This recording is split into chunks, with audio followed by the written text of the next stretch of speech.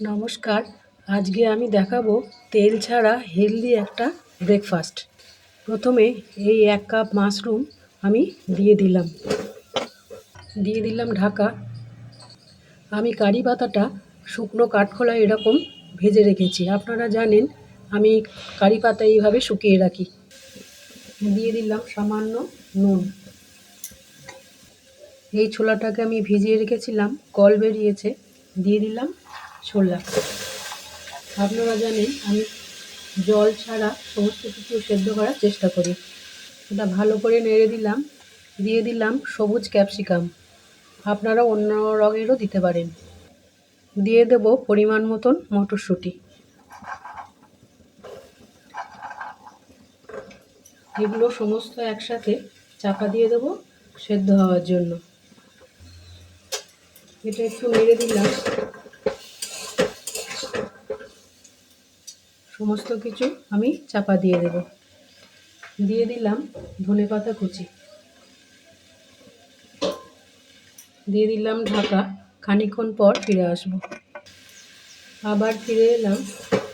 এটা ভালো করে নেড়ে দিতে হবে। এতে তেল দেওয়া নেই, নুনটা সামান্য দেওয়া আছে, ওই জন্য মাঝে মাঝে খুলে নেড়ে দিতে হবে। এটা সবজি তো নিজস্ব জল থাকে, অল্প আঁচে ঢাকা দিয়ে দিলে খুব ভালো সেদ্ধ হয়ে যায়। দিয়ে দিলাম ঢাকা।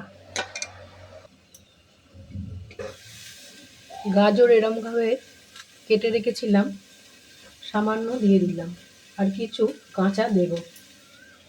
দিয়ে দিলাম ঢাকা। ঢাকাটা খুলে আরেকবার নেড়ে দিলাম। মাশরুমটা আগে দিয়ে দিলাম এই কারণেই, ওটা সেদ্ধ হতে একটু টাইম নেয়, সেই জন্য মাশরুমটা আগে দিয়ে দিয়েছিলাম। এটা তেল ছাড়া ব্রেকফাস্ট খুব ভালো হয় খেতে। এই নারকোলগুলো আমি ছোট ছোট করে কেটে রোদে শুকিয়ে রেখেছি। এটা আমি সামান্য পরিমাণ দিয়ে দেবো। এতে খুব সুস্বাদু হয়। নারকোল যে কোনো খাবারে পড়লেই ভালো লাগে। দিয়ে দিলাম সামান্য নারকোল। আবার ঢাকা দিয়ে দিলাম। দিয়ে দিলাম সামান্য গোলমরিচ। লঙ্কা দেবো না, ব্রেকফাস্টে তো সকালবেলায় খালি পেটে লঙ্কা খেলে পেটটা জ্বালা করে, সেই জন্য দিয়ে দিলাম পরিমাণ মতন গোলমরিচ। আবার এটাকে নেড়ে দেবো। দিয়ে দিলাম ঢাকা। এবার দিয়ে দেব রোস্টেড বাদাম। আপনারা জানেন আমি বাড়িতে এরকম বাদাম ভেঙে রাখি। দিয়ে দিলাম রোস্টেড বাদাম।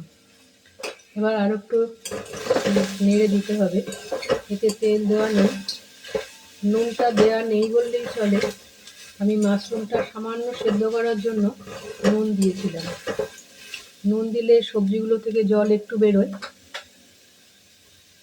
আমার হয়ে গেছে ছোলা সেদ্ধ, মটরশুঁটিও সেদ্ধ হয়ে গেছে। দেখুন,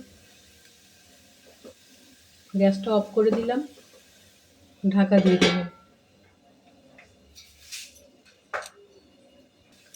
এবার কারি পাতাগুলো যে আমি রোস্ট করে রেখেছিলাম সেইটা দিয়ে দিলাম। এতে গন্ধটা খুব ভালো আসে।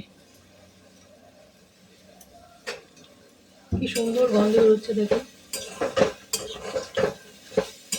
এটা ভালো করে মিশিয়ে দিয়ে কিছুক্ষণের জন্য ঢাকা দিলেই হবে।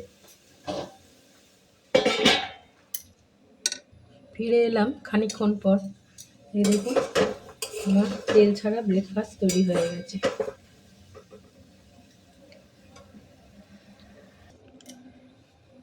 দিয়ে দিলাম ডিম সেদ্ধ, দিয়ে দিলাম শসা কুচি, আর দিয়ে দিলাম সামান্য কাঁচা গাজর। আমি কিছু গাজর দিয়েছি ছোলা সেদ্ধর মধ্যে, আর কিছু দিয়েছি সার্ভ করার জন্য। এটা আমি দিয়ে দিলাম। আমি যে ছোলা সেদ্ধ মটরশুঁটি সেদ্ধ যেটা করেছি সেটা দুজনের ব্রেকফাস্ট হবে। আমি একটা দিয়ে দিলাম, আর একটু আমি রেখে দিয়েছি। এর সাথে দিয়ে দেব কফি। আগের দিন আপনাদের দেখিয়েছিলাম কেমন করে কফি করতে হয়। হয়ে গেছে আমার হেলদি একটা ব্রেকফাস্ট। আমি সমস্ত রোগের কথা চিন্তা করে আমি এই ব্রেকফাস্টটা বানিয়েছি। প্রেশার, সুগার, কোলেস্টেরল সমস্ত রোগের কথা চিন্তা করে আমি এই ব্রেকফাস্টটা বানিয়েছি।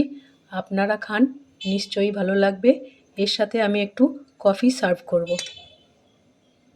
আগের দিন আপনাদের দুধ দেওয়া কফি করা দেখিয়েছিলাম, আজকে দেখাবো ব্ল্যাক কফি। নিয়ে নিলাম কফি, দিয়ে দিলাম সামান্য জল। এবার কফিটাকে ভালো করে পেস্ট করে নিতে হবে। দেখুন কীরকম ফুলে উঠবে আর রঙেরও পরিবর্তন হবে। দুধ দেওয়া নেই মনেই হবে না। খুব ভালো করে পেস্ট করে নিতে হবে। কফি পেস্ট করা আমার হয়ে গেছে। দেখুন কীরকম ফুলে উঠেছে। দিয়ে দিলাম পরিমাণ মতন জল। এই দেখুন, দুধ দেওয়া মনে হচ্ছে, দুধ দেওয়া নেই মনে হচ্ছে। হেলদি ব্রেকফাস্টের সাথে ব্ল্যাক কফি। আজকে এখানে রাখি, আবার দেখা হবে।